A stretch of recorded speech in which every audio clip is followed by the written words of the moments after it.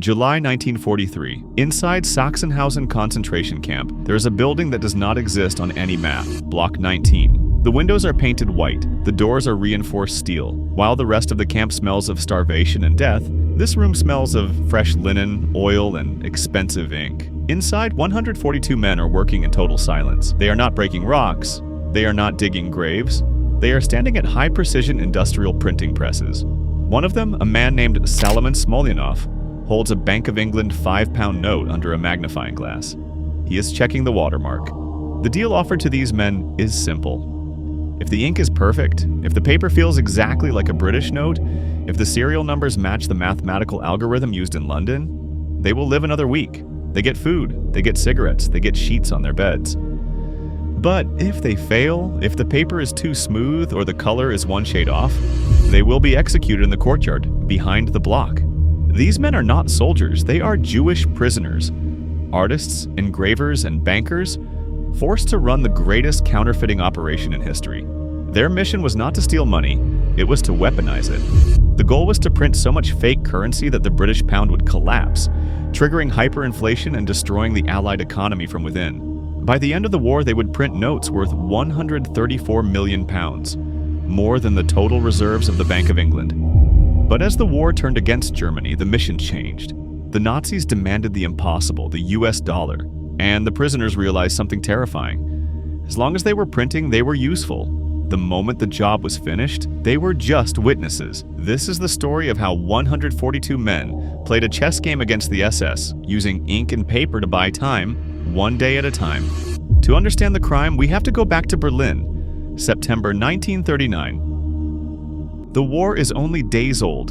While the generals are planning tank movements, Arthur Nebe, the head of the criminal police, proposes a different kind of warfare.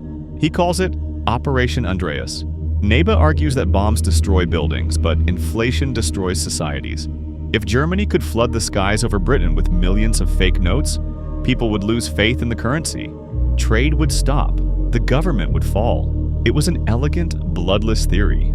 But in 1939, the British pound was considered the most secure document on Earth. To the average eye, the white note looked simple. Black text on white paper. But to a counterfeiter, it was a nightmare. First, the paper. It wasn't wood pulp. It was pure linen, sourced from dirty rags used in a specific region of the British Empire. It had a unique texture, a crispness that no German paper mill could replicate. German paper glowed under UV light. British paper remained dark. And finally, the numbering system. Every note carried a code, a mathematical relationship between the date, the serial number, and the signature. If you got the math wrong, a bank clerk in London would spot it in 3 seconds. The Germans spent 2 years trying to crack the code. They failed. Their chemical engineers couldn't match the paper. Their engravers couldn't capture the look of the Britannia. By 1942, the operation was dead. The Nazis realized they didn't need scientists. They needed criminals. Enter SS Major Bernhard Kruger. Kruger was a bureaucrat, not a soldier. He understood that the best counterfeiters in the world weren't in German universities. They were in German concentration camps. Kruger combed through the files of every prisoner in the Reich. He was looking for specific keywords: printer, lithographer, artist, banker. He pulled men from the lines at Auschwitz, Buchenwald, and Mauthausen. He didn't tell them where they were going. Among them was Salomon Smolyanov. Before the war, he was a legend in the criminal underworld, a Russian counterfeiter who had forged passports and currency for decades. Now he was a starving prisoner in Auschwitz. Kruger brought him to Sachsenhausen and gave him a choice: work for us or die. The 142 selected men were moved into blocks 18 and 19. They called it the Golden Cage. Inside, the rules of the Holocaust were suspended. They slept in real beds. They were allowed to grow their hair. They had a radio. They even had ping pong tables. But the windows were painted shut. The yard was enclosed by a high wooden fence. They were completely cut off from the other 30,000 prisoners outside. The SS guards were ordered not to speak to them. Secrecy was absolute. Their first breakthrough came from a mistake. They discovered that the British used linen from Turkey that was already dirty before it was turned into paper. The Germans had been using clean linen. Once they started using dirty, low-quality rags, the chemical formula matched. They had the paper. Now they needed the process. By 1943, Block 19 was a fully functioning factory, but they had a problem. The notes were too perfect. A brand new British pound note in the middle of a war looked suspicious. Real money is handled. It has folds, grease, and dirt, so the prisoners created a human assembly line to age the money. They stood in 2 rows, passing the notes from hand to hand. They rubbed them against their rough wool uniforms. They folded them and unfolded them. They gathered dust from the floor and rubbed it into the microscopic ridges of the Britannia watermark. They even used a pin to poke a tiny hole in the corner of each note, mimicking the way British bank tellers would pin bundles of cash together. The level of detail was obsessive, and it worked. In late 1943, a German agent took a bundle of these forged notes to a bank in Switzerland. He asked the teller to verify them. The teller checked the paper. He checked the watermark. He checked the serial numbers against the bank's register. The verdict? Genuine. The bank exchanged the fake pounds for real Swiss francs. The Bank of England had unknowingly accepted the forgeries. The prisoners in Block 19 had technically achieved the impossible. They had broken the Bank of England. Production exploded. They were printing 650,000 notes a month. The Nazis stopped planning to drop them from planes. Instead, they used the money to pay spies, buy supplies, and purchase gold on the black market. The British war effort was partly being funded by Nazi printed money. 1944. The tide of the war turns. The Allies land in Normandy. The Russians are pushing from the east. In Block 19, the atmosphere shifts from production to panic. Major Kruger receives a new order from Himmler. The pound is done. Now they want the US dollar, specifically the $100 bill. This was technologically much harder. The dollar used intaglio printing, raised ink that you could feel with your fingertips. It used microscopic lettering. It was the Everest of counterfeiting. The prisoners, led by Smolyanov and a printer named Adolf Berger, realized the trap.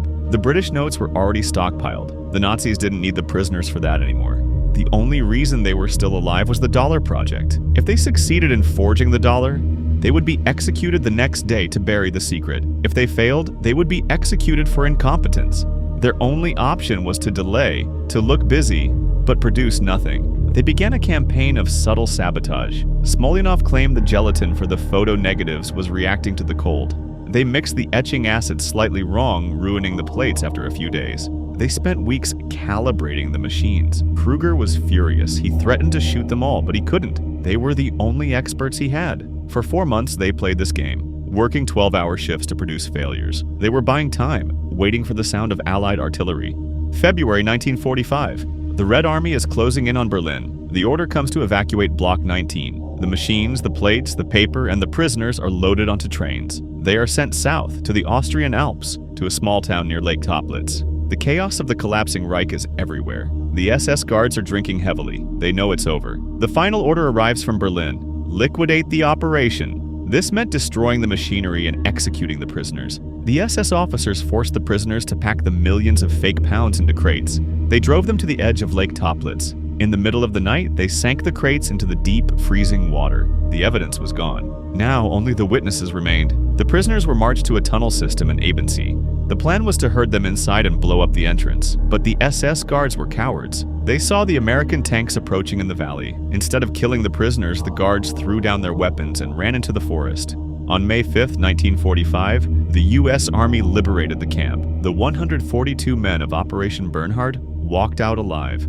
In the weeks that followed, strange things began to happen in the local villages. Peasants were seen lighting fires with Bank of England notes. Children were playing with bundles of cash worth a fortune. The crates in the lake had burst open. The Bank of England was forced to withdraw all notes higher than £5 from circulation. The design had to be completely changed. A group of prisoners had forced the British Empire to cancel its own currency. Major Kruger was captured, but he was never prosecuted for war crimes. He worked for a paper company after the war. Salomon Smolyanov vanished into the underground, forging ID papers for Jewish refugees heading to Israel. They survived because they made themselves indispensable. In a world of mass murder, they bought their lives with the only currency that mattered to the Nazis: greed.